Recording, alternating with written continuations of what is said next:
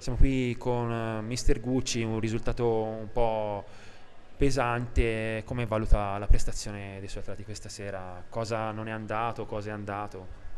Sì, complimenti ai Pumas, stasera hanno fatto la loro partita. Sì, il risultato pesante, è stata una partita difficile per noi.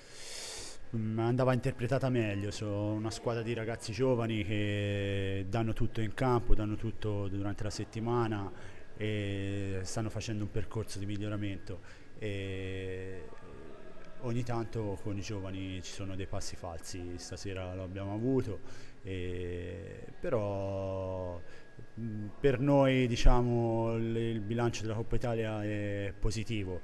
Penso che stiamo facendo bene, a parte oggi diciamo che ripeto è stato un passo falso, ma credo che con i giovani sia normale.